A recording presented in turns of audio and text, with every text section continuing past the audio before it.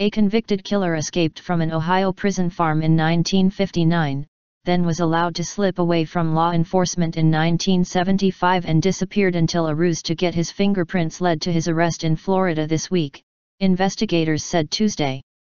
Former Akron, Ohio, resident Frank Freshwaters, now 79, admitted his true identity when authorities confronted him Monday, according to the U.S.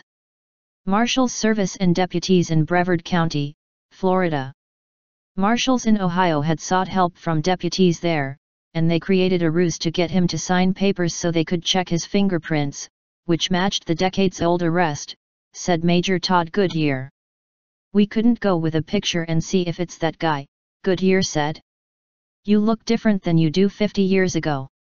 An old picture of Freshwaters came into play, when, after a week of surveillance, they confronted him with a question as he left his trailer in a rural area near Melbourne: "Have you seen this man?" They showed him the pic, and he said he hadn't seen that guy in a long time, Goodyear said.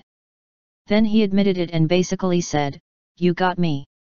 The man sent to the Ohio State Reformatory in 1959 had short, dark hair in his black and white mugshot.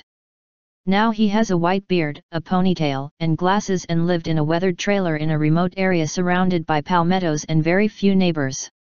"It's a nice place to kind of hang out by yourself if you don't want people to know you're there," Goodyear said. He had retired from a job as a truck driver and was living off Social Security benefits, Goodyear said. He'd left clues about his identity over the past 56 years, and investigators traced those to his Florida doorstep, said U.S. Marshal Pete Elliott in Cleveland. He wouldn't discuss specifics. "We have a saying in the Marshals Service, 'Let no guilty man escape,' and that is so true in this case," Elliott said.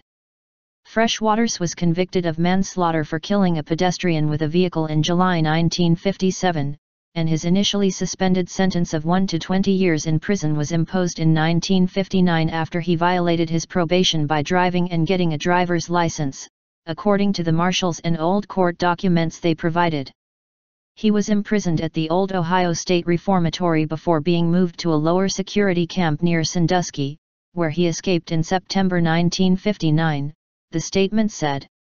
His time on the lam was interrupted in 1975, when he was arrested on the Ohio warrant by the sheriff's office in Charleston, West Virginia.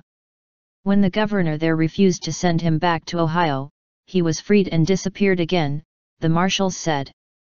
An investigation by a deputy marshal assigned this year to target cold cases led authorities to Florida, where Freshwaters was living as William Harold Cox, the statement said. The Brevard County Sheriff's Office said he was jailed under the name Harold F. Freshwater and was ordered held without bond because of his status as an out-of-state fugitive. Court records listed no attorney for him as he awaited a hearing about possible extradition to Ohio.